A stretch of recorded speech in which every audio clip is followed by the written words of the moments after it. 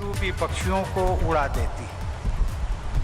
गुरुदेव रविंद्रनाथ टैगोर ने कहा था कि रामायण और महाभारत ये दो ऐसे ग्रंथ हैं कि जिसमें भारत की आत्मा के दर्शन होते हैं। ये कहा जा सकता है कि भारतीय जीवन मूल्यों के आदर्श, उनकी कहानियाँ और उपदेश रामायण में संपूर्ण रूप से समाहित है। मेरा भी मानना है कि रामायण एक ऐसा विलक्षण ग्रंथ है जो राम कथा के माध्यम से विश्व समुदाय के समक्ष मानव जीवन के उच्च आदर्शों और मर्यादाओं को प्रस्तुत करता है। मुझे विश्वास है कि रामायण के प्रचार प्रसार हेतु उत्तर प्रदेश सरकार का यह प्रयास भारतीय संस्कृति तथा पूरी मानवता के हित में बहुत महत्वपूर्ण सिद्ध होगा। देवी और सज्जनों, ये अयोध्या नगरी प्रभु राम की जन्मभूमि और लीला भूमि तो है ही, बिना राम के इस नगरी की कल्पना करना भी असंभव है। राम और अयोध्या के संबंध को संस्कृत के महाकवि भास की महान कृति प्रतिमा नाटकम में भरत के संवाद द्वारा इन शब्दों में व्यक्त किया गया है। ना योध्या तम विना योध्या सा योध्या यत्र राघवा, अर्थात राम के बिना अयोध्या अयोध्या है ही नहीं। अयोध्या तो वही है जहाँ राम है। इस नगरी में प्रभु राम सदा के लिए विराजमान हैं, इसलिए ये स्थान सही अर्थों में अयोध्या है। अयोध्या का शाब्दिक अर्थ है कि जिसके साथ युद्ध करना असंभव हो। रघु, दिलीप, अज, दशरथ और राम जैसे रघुवंशी राजाओं के पराक्रम व शक्ति के कारण उनकी राजधानी को अपराजेय माना जाता था। इसलिए इस नगरी का अयोध्या नाम सर्वथा सार्थक रहेगा। देवी और सज्जनों, उत्तर प्रदेश सरकार ने रामायण कॉन्क्लेव का आयोजन करके कला एवं संस्कृति के माध्यम से रामायण को जन जन तक पहुंचाने का जो अभियान आज प्रारंभ किया है, इसके लिए मैं उत्तर प्रदेश के मुख्यमंत्री योगी आदित्यनाथ जी तथा उनकी पूरी टीम के सभी सदस्यों की सराहना करता हूं। यह उत्तर प्रदेश के निवासियों के लिए सौभाग्य की बात है कि भारतीय संस्कृति के आदर्शों में रची बसी राज्यपाल श्रीमती आनंदीबेन पटेल का मार्गदर्शन आप सबको निरंतर प्राप्त होता रहता है। मुझे बताया गया है कि पिछले वर्ष आयोजित रामायण कॉन्क्लेव अत्यंत सफल रहा था। यह प्रसन्नता की बात है कि इस वर्ष रामायण कॉन्क्लेव का आयोजन उत्तर प्रदेश के अनेक शहरों में किया जा रहा है। रामायण का प्रचार प्रसार इसलिए आवश्यक है कि उसमें निहित जीवन मूल्य मानवता के लिए सदैव प्रासंगिक बने रहेंगे। रामायण में दर्शन के साथ साथ आचार संहिता भी उपलब्ध है, आदर्श आचार संहिता भी उपलब्ध है, जो जीवन के प्रत्येक पक्ष में हमारा मार्गदर्शन करती है। संतान का माता पिता के साथ, भाई का भाई के साथ, पति का पत्नी के साथ, गुरु का शिष्य के साथ, मित्र का मित्र के साथ, शासक का जनता के साथ और मानव का प्रकृति व पशु पक्षियों के साथ कैसा आचरण होना चाहिए, इन सभी आयामों पर रामायण में उपलब्ध आचार संहिता हमें सही मार्ग पर ले जाती है। रामायण, रामचरितमानस तथा अन्य राम कथाओं में अपने अपने दृष्टिकोण के अनुसार आप मानव के ईश्वरीकरण अथवा ईश्वर के मानवीकरण की गाथा देख सकते हैं। रामचरितमानस में एक आदर्श व्यक्ति और एक आदर्श समाज दोनों का सामूहिक वर्णन मिलता है। राम राज्य में आर्थिक समृद्धि के साथ साथ आचरण की श्रेष्ठता का बहुत ही सहज और हृदयग्राही विवरण मिलता है, जिसमें कहा गया है रामचरितमानस में कि नहीं दरिद्र को दुखी न दीना, नहीं दरिद्र को दुखी न दीना, नहीं को अबुध न लक्षण हीना। ऐसे अभाव मुक्त आदर्श समाज में अपराध की मानसिकता तक विलुप्त हो चुकी थी। दंड विधान की आवश्यकता ही नहीं थी, किसी भी प्रकार का भेदभाव था ही नहीं। दंड जतिन कर भेद जहाँ, नर्तक नृत्य समाज, जीतहूँ मन ही सुनी अस रामचंद्र के काज। अयोध्या पर आधारित और इस अयोध्या की जन भाषा में रचित रामचरितमानस एक जन आंदोलन बन गया था। अवध क्षेत्र के घर घर में तथा अन्य क्षेत्रों में भी मानस का पाठ पारायण होने लगा और आज भी होता है। रामचरितमानस की पंक्तियां लोगों में आशा जगाती हैं, प्रेरणा का संचार करती हैं और ज्ञान का प्रकाश फैलाती हैं। आलस्य एवं भाग्यवाद का त्याग करके कर्मठ होने की प्रेरणा अनेक चौपाइयों में मिलती है। कादर मन कहूँ एक अधारा, दैव दैव आलसी पुकारा।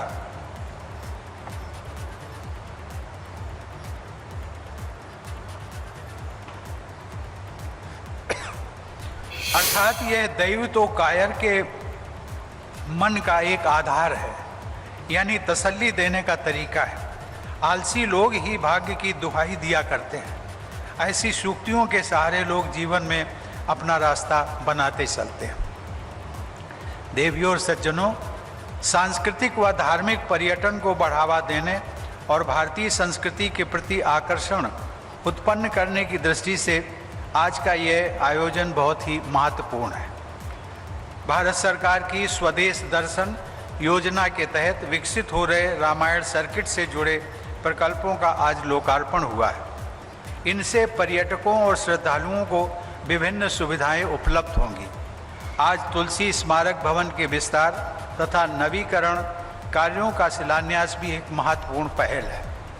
मुझे बताया गया है कि इससे विश्व स्तर पर हो रहे रामायण एवं राम कथा से जुड़े शोध कार्यों में सहायता मिलेगी। साथ ही जन सामान्य को राम कथा से जोड़ने के कार्यक्रमों के लिए भी आधुनिक व्यवस्था की जाएगी।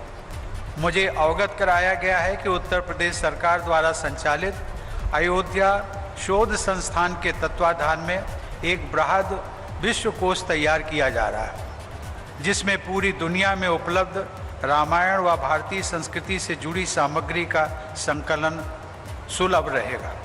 यह भी प्रसन्नता की बात है कि तुलसी स्मारक भवन परिसर में विश्व के अनेक देशों में प्रचलित रामलीलाओं का अनवरत मंचन कराया जाता रहा है। इस क्रम में कोविड महामारी से व्यवधान पड़ा है, परंतु मुझे विश्वास है कि यह सराहनीय परंपरा जारी रहेगी। हमें विश्व समुदाय को, विशेषकर युवा पीढ़ी को राम कथा में निहित जीवन मूल्यों से जोड़ना है। प्रिय राम कथा प्रेमियों, आदिकवि वाल्मीकि ने राम की कथा को अपने काव्य में ऐसा जीवंत रूप दिया है कि वह सही अर्थों में राम का आयन अर्थात निवास ही है। रामायण में राम निवास करते हैं। इस अमर आदि काव्य रामायण के विषय में स्वयं महर्षि वाल्मीकि ने कहा है कि यावत स्थास्यन्ति गिरया सरिश्च महीतले तावद रामायण कथा लोकेषु प्राचरिष्यति। अर्थात जब तक पृथ्वी पर पर्वत और नदियां विद्यमान रहेंगे तब तक राम कथा लोकप्रिय बनी रहेगी। संस्कृत में रचित वाल्मीकि रामायण की कथा को बाद में अन्य कवियों ने अपनी अपनी कृतियों द्वारा जन सुलभ बनाया। राम कथा की लोकप्रियता भारत में ही नहीं बल्कि विश्वव्यापी है। उत्तर भारत में गोस्वामी तुलसीदास की रामचरितमानस, भारत के पूर्वी हिस्से में कृतिवास रामायण, दक्षिण में कंबन रामायण जैसे राम कथा के अनेक पठनीय रूप प्रचलित हैं। गोस्वामी तुलसीदास ने इसी क्षेत्र की भाषा अवधी में रामचरितमानस की रचना करके राम कथा को जन जन से जोड़ दिया। रामायण पर आधारित कविताएं, भजन, कहानियाँ, नाटक और गद्य लगभग सभी भारतीय भाषाओं के साथ साथ अनेक विदेशी भाषाओं में भी उपलब्ध हैं। देवियों और सज्जनों, विश्व के अनेक देशों में राम कथा की प्रस्तुति रामलीला के आयोजन द्वारा की जाती है। इंडोनेशिया के बाली द्वीप की रामलीला विशेष रूप से प्रसिद्ध है। मालदीव, मॉरिशस, त्रिनिदाद व टोबैगो, नेपाल, कंबोडिया और सूरीनाम सहित अनेक देशों में प्रवासी भारतीयों ने राम कथा व रामलीला को जीवंत बनाए रखा है। इसके अलावा राम कथा पर आधारित चित्रकारी व अन्य कलाकृतियाँ भी विश्व के अनेक भागों में देखने को मिलती हैं। राम कथा प्रेमी प्रवासी भारतीयों ने मॉरिशस में इंटरनेशनल रामायण सेंटर की स्थापना की है। वहाँ हर आयु वर्ग के लोगों को रोचक तरीके से रामायण को समझने और आनंद लेने की सुविधाएं स्थापित की गई हैं।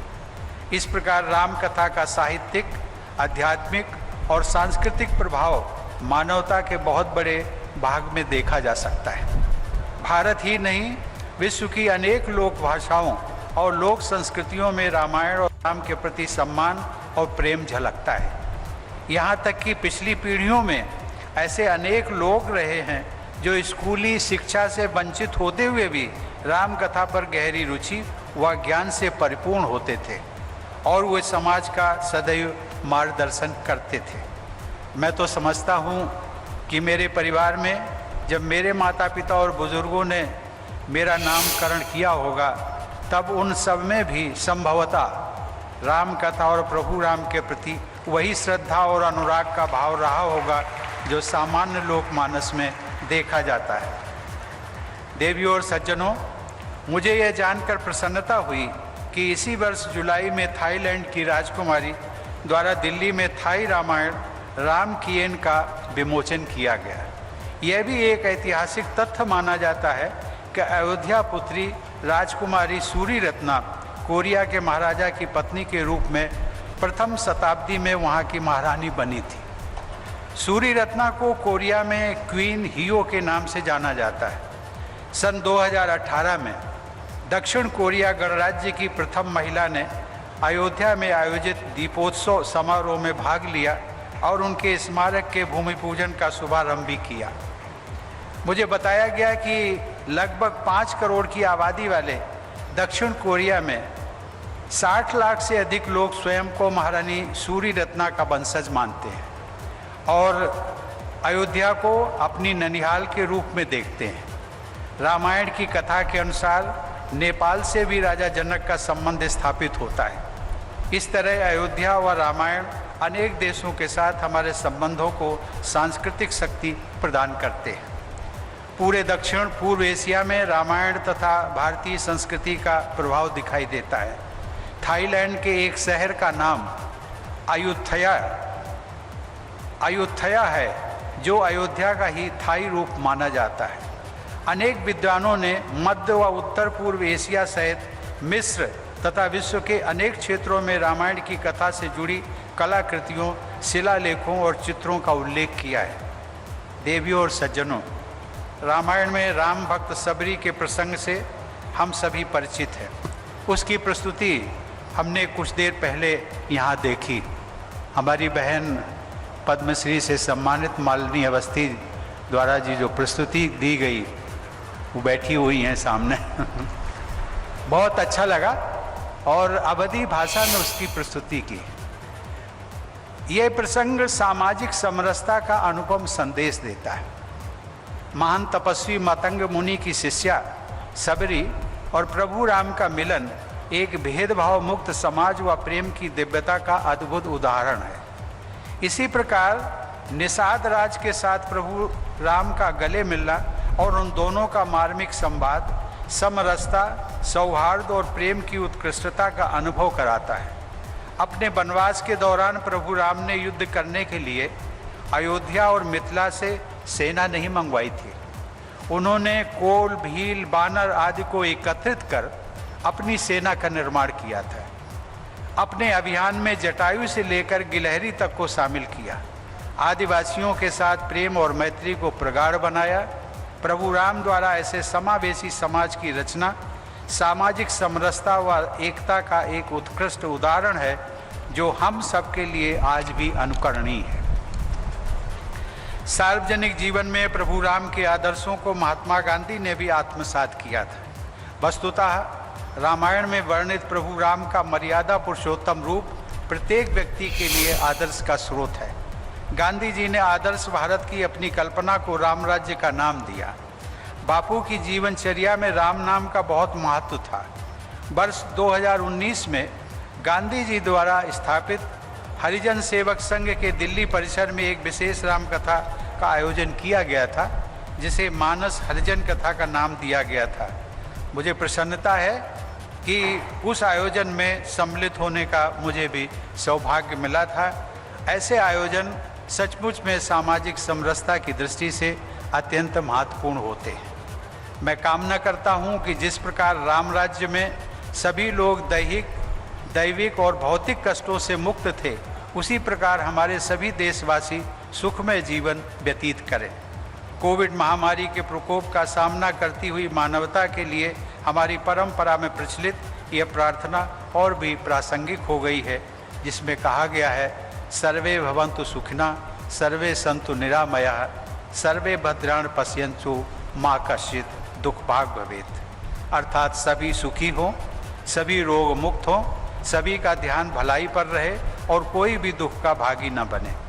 मैं आशा करता हूं कि केंद्र व राज्य सरकारों द्वारा इस क्षेत्र की जनता के प्रयासों के बल पर अयोध्या नगरी भविष्य में मानव सेवा का एक उत्कृष्ट केंद्र बनेगी, सामाजिक समरसता का उदाहरण प्रस्तुत करेगी, नैतिक व आध्यात्मिक संस्कारों के लिए प्रसिद्ध होगी तथा शिक्षा व शोध का प्रमुख वैश्विक केंद्र बनेगी।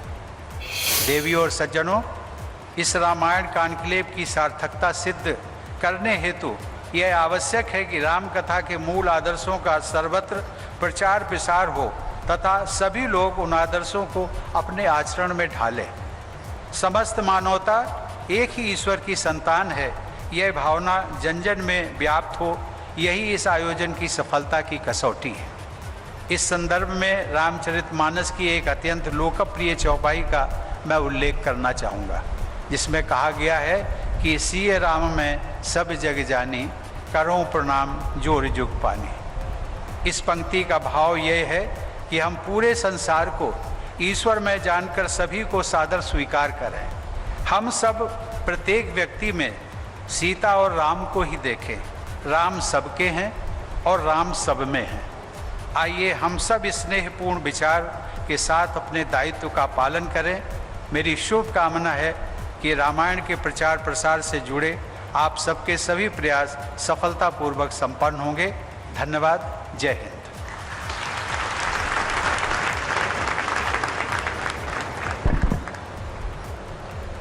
बहुत बहुत आभार माननीय। आप सभी से निवेदन है कि अपने